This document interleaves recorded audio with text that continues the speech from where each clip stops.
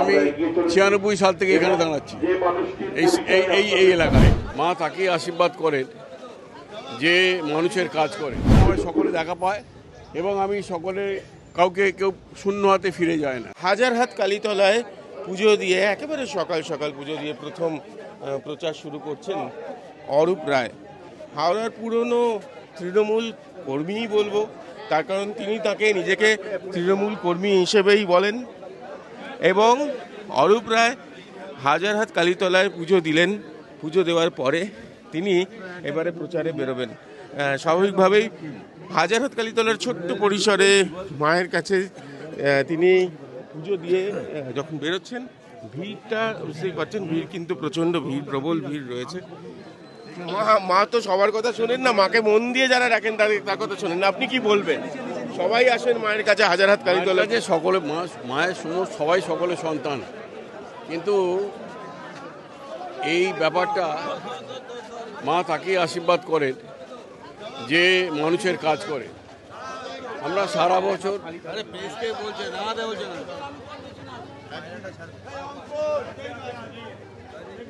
যারা মায়ের কাজ করে, যারা মানুষের কাজ করে, তারাই মায়ের আশীর্বাদটা পায়। এখানে আমি দেখলাম অন্যান্য সম্প্রদায়, সমস্ত সম্প্রদায়ের মানুষজন রয়েছেন অরূপদা। আপাতত বুঝতে পারছেন যে বার্তাটা উনি যে কথাটা উনি বললেন সেটাই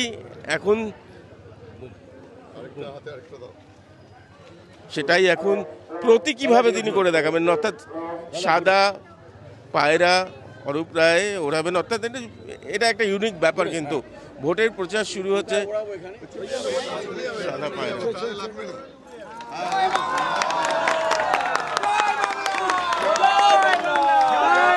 জয় বাংলা, জয় বাংলা।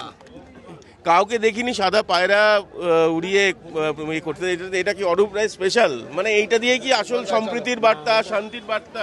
হ্যাঁ, অ্যাকচুয়ালি ব্যাপার হচ্ছে পায়রা হচ্ছে শান্তির প্রতীক, সুতরাং পায়রা উড়িয়েই আমরা শুভ সূচনা করি যে কোনো অনুষ্ঠানে।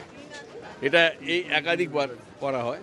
তো সুতরাং আজকেও আমাদের পদযাত্রার সূচনা হলো এসআইআর নিয়ে যে মারাত্মক যে ভূমিকা পালন করেছে নির্বাচন কমিশন। আমরা অনেক নির্বাচন কমিশন দেখেছি, এত পক্ষপাত দুষ্ট নির্বাচন কমিশন আমরা আগে কখনো দেখিনি। তো সুতরাং সেই নির্বাচন কমিশনের এই দৌরাত্মের মধ্যেও আমাদের 24,000, মানে আমাদের 264,000 ভোট ছিল, 2,64,000, সেই জায়গায় এসেছে 1,96,000।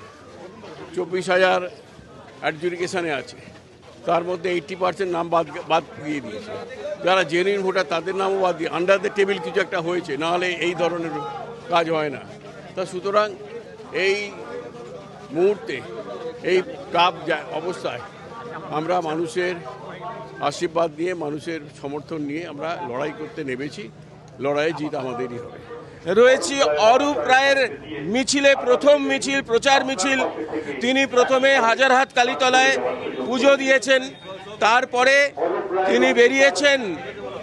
এই যে গাড়িতে দেখছেন অরূপ রায় গাড়িতে রয়েছেন, গাড়ি তো শুধু নয়, এর সামনে বিশাল বড় মিছিল রয়েছে, গান বাজছে, আমি বাংলায় গান গাই, আমি বাংলার গান গাই।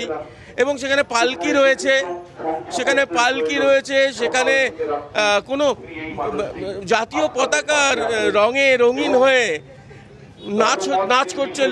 নাচ করছেন মেয়েরা, তারা রয়েছেন। এবং সবচেয়ে বড় কথা, লক্ষ্মীর দেখা পেলাম, লক্ষ্মীর ভাণ্ডারের লক্ষ্মী রয়েছেন। অরূপ রায়কে আমরা প্রশ্ন করব তার প্রচারের ফাঁকে ফাঁকেই, বিরক্ত না করে যেটুকুনি প্রশ্ন করা যায়। অরূপদা, প্রচারের ফাঁকে ফাঁকেই একটু কথা যদি হয়, চেনা জায়গা, আমার মনে পড়ছে প্রথম নির্বাচনের কথা, যেদিন আমি সবে সাংবাদিক, আপনার প্রচারে আমি এসেছিলাম ক্যাম্পেইন করতে, আপনার মনে আছে নিশ্চয়ই। সেই দিন আর আজকের যে পরিস্থিতি, কতটা তফাৎ অরূপদা? তখন নতুন জায়গা ছিল, তখন জায়গাটা নতুন নয়। আমি দীর্ঘদিন ধরে ইউথ কংগ্রেসের সময় থেকে আমার সুবিধা হয়েছে, আমি 96 সাল থেকে এখানে দাঁড়াচ্ছি এই এলাকা, এই যে আজকে যেখানে তা সুতরাং আমার কাছে নতুন নয়, কিন্তু তা সত্ত্বেও নতুন মধ্যহাওড়া বিধানসভা তৈরি হয়েছে ডিলিমিটেশনের পরে। তা সুতরাং সেখানে যাতে মানুষ গ্রহণ করে আমাকে, সেই জন্য মানুষের কাছে পৌঁছানো, মানুষকে বলা, মানুষের কাছে ভোট প্রার্থনা করা, এটাই।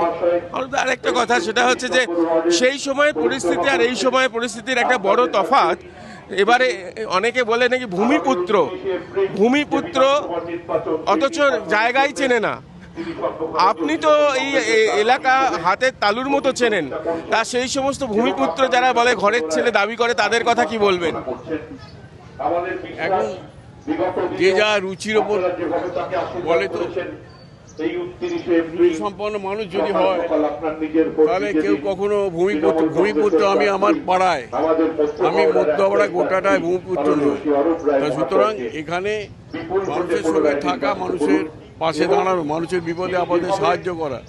মানুষ যখন মুমূর্ষু অবস্থায় আসেন আমাদের কাছে, তাদের পরিবারে কেউ মুমূর্ষু অবস্থায় আছে, ভর্তি করতে হসপিটালে, তখন আমি দেখি না কোন দলের মানুষ, কোন পার্টির মানুষ, কোন বর্ণের মানুষ, আমি তাদের ভর্তির ব্যবস্থা করি। এবং আপনার বাড়িতে আপনি সবসময় থাকেন, বাড়িতে অ্যাভেলেবেল থাকেন। আমায় কেউ গিয়ে পায় না এরকম হয় না, আমায় সকলে দেখা পায় এবং আমি কেউ শূন্য হাতে ফিরে যায় না। আমার একটা কথা মনে পড়ছে, হ্যাঁ, কিছু না কিছু তার যে চাহিদা পূরণ করার চেষ্টা করি।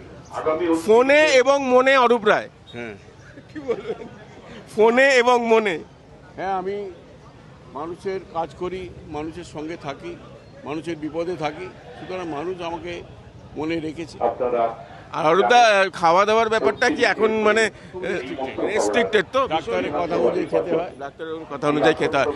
আর বাঙালি, লাস্ট প্রশ্ন, বাঙালি অস্মিতা, এই বাঙালি অস্মিতার ব্যাপারটা কি? আমি তো দেখছিলাম পালকি রয়েছে মিছিলে, আমি দেখছি আমি বাংলায় গান গাই হচ্ছে, তো ওই বাঙালি অস্মিতাটা কি কারোর কাছ থেকে শিখতে হবে? মানে কি মনে হয়? না, এটা শেখার কোনো প্রয়োজন নেই, কারণ আমরা বাঙালি, আমরা ধোপদুরস্থ বাঙালি। আমি কোনোদিন কেক কাটি না, কারণ কেক কাটাটা ইংরেজদের, ব্রিটিশদের মানে কালচার। আমি কোনোদিন কেক কাটি না, আমার যে কোনো অনুষ্ঠানে আমায় কেক কাটতে বলে আমি কেক কাটি না। সন্দেশ খান। ধোপদুরস্থ বাঙালি আমি, তালসার সন্দেশ ভালোবাসি, আমি রাবড়ি ভালোবাসি, আমি দই ভালোবাসি। অনেক স্মৃতি মনে পড়ছে, তবে না ছেড়ে দেবো প্রার্থীকে।